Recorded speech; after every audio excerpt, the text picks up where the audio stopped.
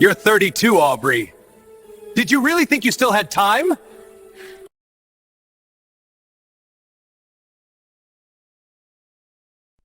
The restaurant was too bright, too crowded, and Chen wished she'd never agreed to come. Still single. Derek's voice cut through the noise, sharp and satisfied. He leaned back in his chair, one arm draped over his new girlfriend's shoulder. What's it been? 3 years since we broke up? Mia's fingers tightened around her water glass. She'd come to this reunion dinner as a favor to an old friend. She hadn't expected him. Welcome, story lovers. Stay blessed, and before we begin, please like the video and subscribe to the channel. I'm doing fine, Derek, she said quietly. Fine. He laughed, and the woman beside him, blonde, young, dripping in designer labels, giggled on cue. That's what people say when they have nothing else to say. Across the table, her former college friends shifted uncomfortably. No one spoke up. I heard you're still working at that little marketing firm, Derek continued, swirling his wine. What was it called again? Something forgettable? It's called building a career, Mia said. Right, right. He nodded with mock sincerity. And how's that going? Because from where I'm sitting, it looks like you're exactly where you were when we dated. Same job, same apartment, probably. No husband yet. The words landed like a slap. No husband yet, as if that were the measure of everything. As if her value could be reduced to a ring and a man's last name. Mia set down her glass carefully. I'm happy, Derek. That's more than I could say when I was with you. His smile faltered, but only for a second.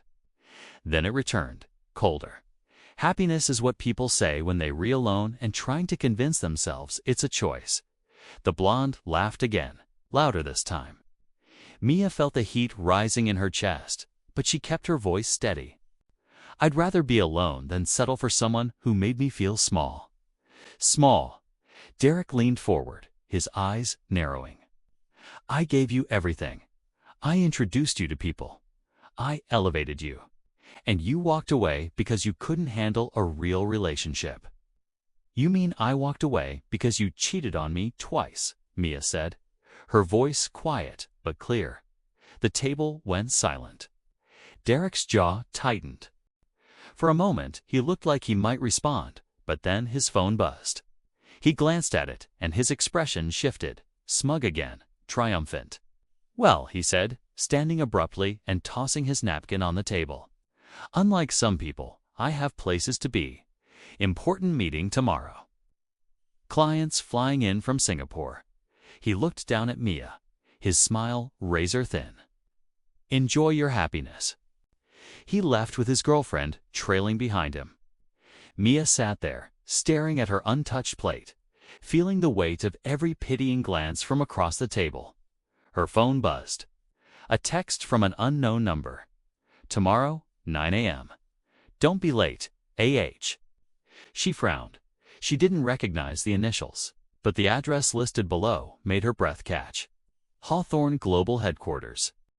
Before she could process it, her phone rang. The name on the screen made her stomach drop. Adrian Hawthorne. Mia stared at it, her thumb hovering over the answer button.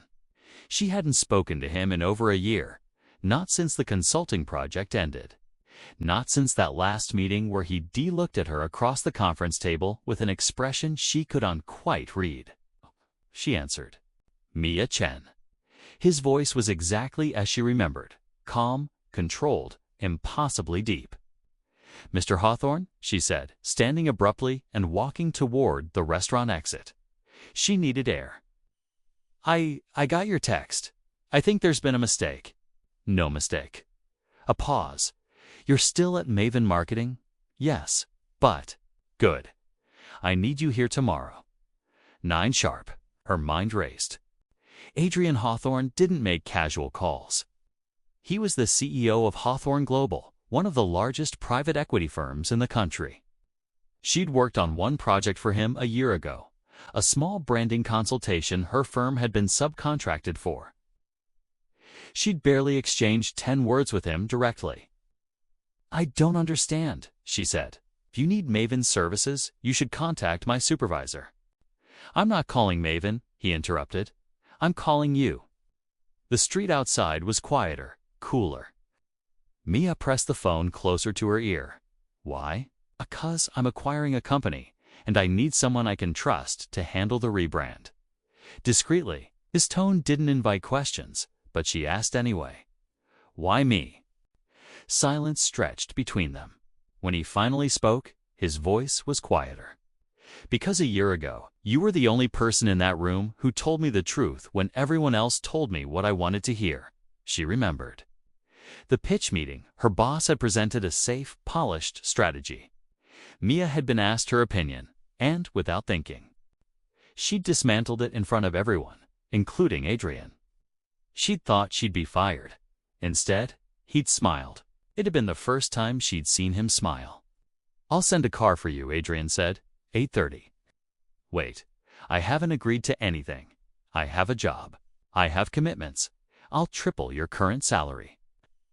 Mia's breath caught. This isn't a contract position, he continued. It's permanent, executive level, full benefits. You'll report directly to me. Her heart was pounding now, but she forced herself to think clearly. I need to see the offer in writing. I need details. Conscious. You'll have everything tomorrow. His voice softened, just slightly. Mia, I don't make offers like this often, and I don't wait long for answers. Before she could respond, a voice echoed behind her. Mia, she turned. Derek stood in the restaurant doorway, his expression half curious, half mocking. He'd seen her on the phone. He was walking toward her. Who's that? Adrian's voice sharpened through the speaker. Mia's pulse quickened. Derek was 10 feet away now, smirking. No one important, she said. Good, Adrian replied. See you tomorrow. The line went dead. Derek stopped in front of her, arms crossed. Let me guess, he said. Telemarketer. Mia slipped her phone into her purse, forcing her expression to stay neutral. Something like that, she said. Derek's smirk widened. You look rattled. Bad news. I'm fine. You keep saying that. He stepped closer, studying her face like he used to when he thought he'd caught her in a lie. You know what your problem is, Mia? You've never learned how to bluff. I can always tell when something's bothering you. She met his eyes. Then you should be able to tell I want you to leave me alone. He laughed, sharp, dismissive, still so sensitive. That's why you'll always be stuck where you are. You take everything personally, and you never take anything seriously, she said. We're done here, Derek. She turned to walk away, but his voice followed her. You know what I think? I think you're scared. He said it loudly enough that a couple passing by glanced over. Scared that everyone from college is moving forward and you're still waiting. For what? I don't even know. Some perfect guy. Some perfect life. Mia stopped walking. Something inside her shifted, not anger, but clarity. She turned back slowly. You're right about one thing, she said, her voice steady. I was waiting. I was waiting to become someone who didn't need your approval to feel like I mattered. Derek blinked, caught off guard. And I don't anymore, she continued. So whatever you came out here to prove, whatever little victory you thought you'd get tonight, you're not getting it. For a moment, he said nothing. Then his face hardened. Good luck with that marketing job, Mia, he said coldly. Hope it keeps you warm at night. He walked back inside. Mia stood there for a moment, letting the night air cool the heat in her chest. Her hands were trembling, but not from fear. From something else. Something sharper. She pulled out her phone and opened the text again. Hawthorne Global Headquarters. 9 a.m. What if she actually went? What if this was real? She opened a new browser tab and typed Adrian Hawthorne. The results flooded in. Forbes profiles, business articles, society pages. His face appeared in a dozen thumbnails. Sharp jawline, dark eyes, expression unreadable. Billionaire CEO. Age 34. Never married. Estimated net worth, $4.2 billion. One headline caught her eye. The man who never loses. Inside Adrian Hawthorne's ruthless rise. She clicked. The article painted him as brilliant, calculating, and nearly impossible to work for. 3 assistants had quit in 2 years. He was known for cutting ties without hesitation and for seeing through anyone who tried to manipulate him. Hawthorne doesn't forgive mistakes, one former employee was quoted saying, and he doesn't forget loyalty. Mia's pulse quickened. Her phone buzzed again. Another text, same unknown number. Wear something confident. You'll need it. She stared at the message. Then, before she could second-guess herself, she typed back. I'll be there. 3 dots appeared immediately. Then, good. The dots appeared again. She waited, but the next message never came. Her phone rang instead. A different number this time. Her boss. Mia answered on the second ring. Mia, sorry to call so late. Her boss, Janet, sounded tense. Are you somewhere you can talk? Yes. What's going on? I just got off the phone with a very unusual inquiry. Janet paused. From Hawthorne Global. Mia's heart stopped. They're requesting you specifically for a project, Janet continued. Apparently, Adrian Hawthorne himself asked for you by name. Do you know him? Mia chose her words carefully. I worked on the Hawthorne consultation last year. Briefly. Janet's tone sharpened. Mia, the CEO of a multi-billion-dollar company, doesn't request junior associates by name for brief consultations. What happened on that project? Nothing happened. I gave my opinion during a presentation. That's all. Your opinion must have made quite an impression. Janet sighed. Look, I don't know what you did or said, but this is big. They're offering Maven a significant contract, but only if you're the lead. They've made that very clear. Mia closed her eyes. This wasn't how it was supposed to go. She'd planned to meet Adrian, hear his offer, and make her decision privately. Now her boss was involved. Now there were expectations. When do they need an answer? Mia asked. They want you there tomorrow morning, 9 a.m. Janet paused. Mia, I need to be honest with you. If you handle this well, it could change everything for you at Maven. Partnership track, real influence. But if you mess this up, if you've somehow misrepresented your relationship with Hawthorne, it won't just hurt you. It'll hurt all of us. The weight of it settled over Mia like a net. I understand, she said quietly. Good. I'll email you the details tonight. Get some rest, and Mia. Janet's voice softened slightly. Don't overthink this. Just be yourself. Whatever you did to impress him before, do that again. The call ended. Mia stood on the empty street, her mind spinning. She wasn't just deciding whether to take a new job anymore. She was walking into something far more complicated. If she accepted Adrian's private offer, she'd be leaving Maven, burning a bridge. But if she turned him down and stayed to work on this contract, she'd be trapped, close enough to see what she could have had, but never able to reach it. Her phone buzzed again. A text from her best friend, Vanessa. Just saw Derek's Instagram story.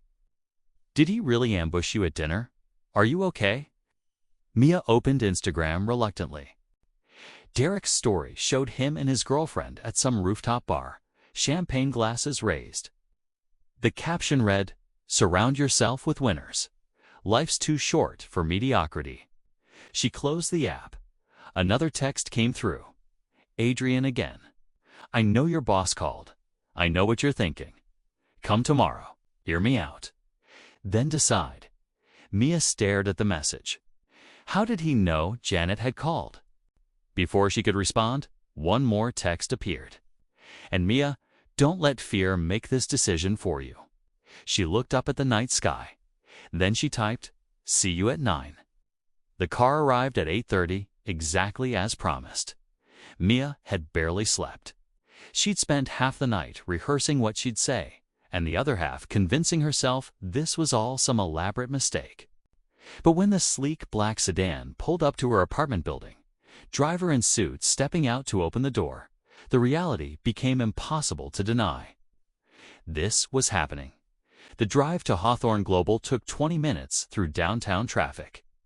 Mia watched the city pass by, her reflection ghost-like in the tinted window. She'd chosen a navy blazer, white blouse, tailored pants. Professional, but not trying too hard. Confident, like he'd said. But inside, she felt anything but. The headquarters occupied an entire glass tower in the financial district. Mia had seen it before, but never from the inside. The lobby was all marble and steel, impossibly high ceilings, the kind of space designed to make you feel small. Ms. Chen, a woman in her 40s, approached, perfectly polished, carrying a tablet. "I'm Rachel, Mr. Hawthorne's executive assistant. He's expecting you. This way, please." They moved toward a private elevator. Rachel scanned a keycard, and the doors opened instantly. "Top floor," Rachel said as they stepped inside. "I'll be candid with you, Ms. Chen. In the 3 years I've worked for Mr. Hawthorne, I've never seen him personally recruit someone. Whatever impression you made, it was significant." Mia's stomach tightened. "What's he like? To work for, I mean?" Rachel considered the question carefully, demanding. "Fair, he expects excellence, and he doesn't accept excuses. But if you earn his trust, he's loyal. Fiercely so." She paused. "He doesn't waste time on people who disappoint him." The elevator dinged. The doors opened onto a sprawling executive floor, floor-to-ceiling windows overlooking the entire city. Minimalist furniture, the kind of quiet that only wealth could buy. And at the far end, standing with his back to them, looking out at the skyline, was Adrian Hawthorne. He turned as they approached. Mia had forgotten how tall he was, how completely he commanded a room just by existing in it. Dark suit, perfectly tailored. Expression unreadable, except for his eyes, dark, focused, and fixed entirely on her. "Thank you, Rachel," he said, without looking away from Mia. Rachel disappeared silently. They stood there, 10 feet apart. "You came," Adrian said. "You knew I would." A flicker of something crossed his face. Amusement? Maybe? "I hoped you would. There's a difference." He gestured toward the sitting area near the windows. "Please." Mia sat, and he took the chair across from her, not behind a desk, not standing. "Equals. I'm not going to play games with you," Adrian said. "You're smart enough to know this offer is unusual. You're probably wondering why." "I am." He leaned forward slightly. "A year ago, you walked into a room full of people telling me what I wanted to hear. You told me the truth instead. You didn't care that it made your boss uncomfortable. You didn't soften it. You just said it." Mia remembered her boss had been furious afterward. "That kind of honesty," Adrian continued, "is rare. Especially around people like me."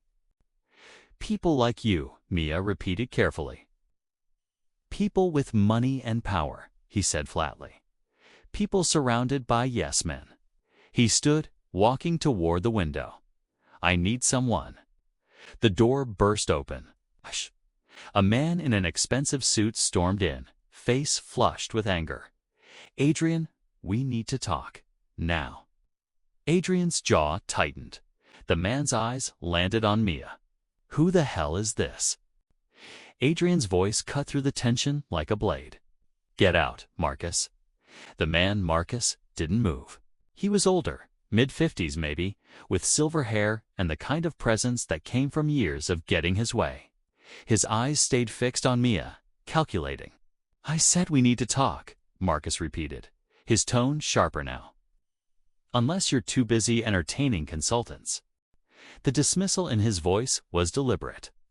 Mia started to stand, but Adrian raised a hand, not to her, to Marcus.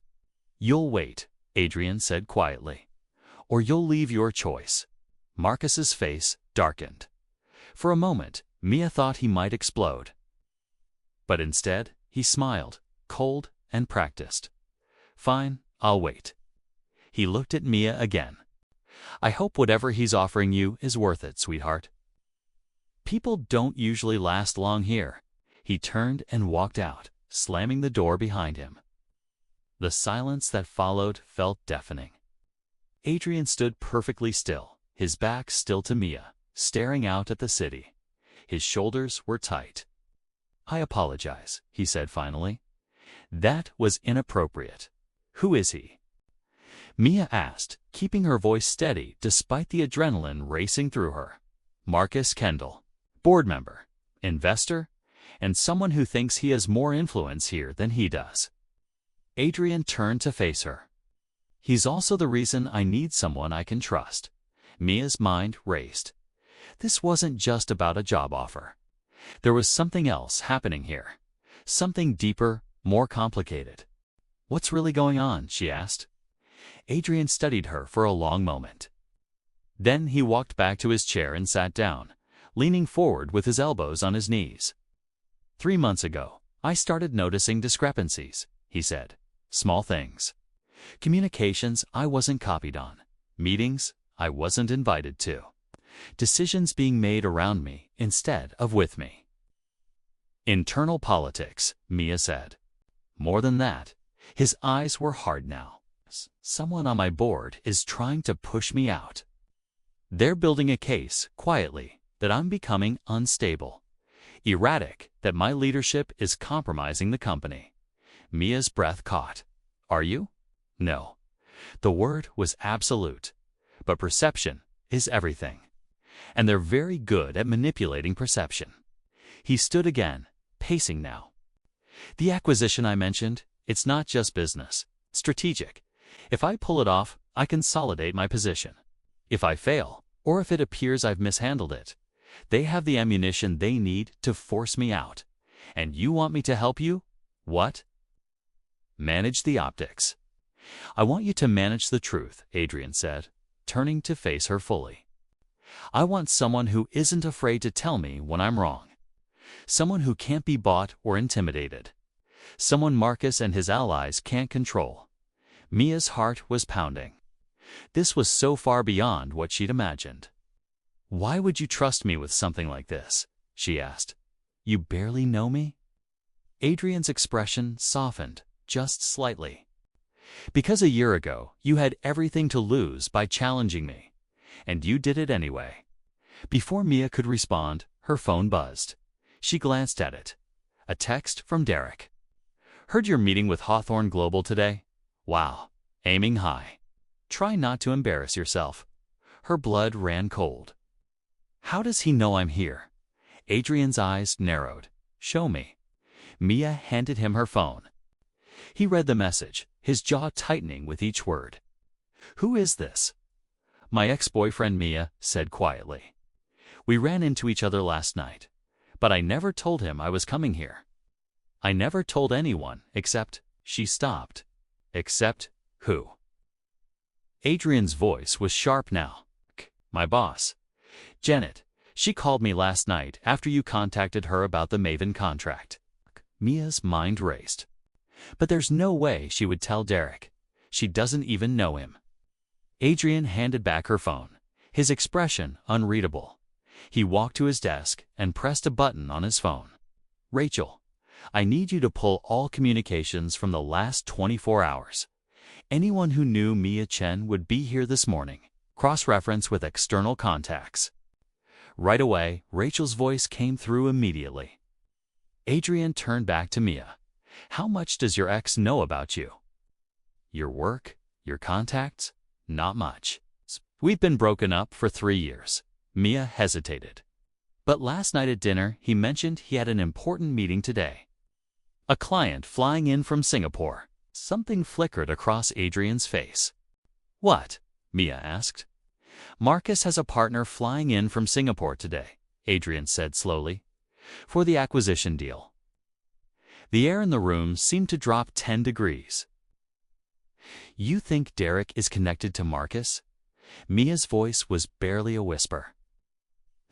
I think it's a convenient coincidence. Adrian's phone buzzed. He glanced at it, then looked at Mia. Rachel found something. Derek Yang works for Kendall Strategic Consulting, Marcus Kendall's firm. Mia felt the floor shift beneath her.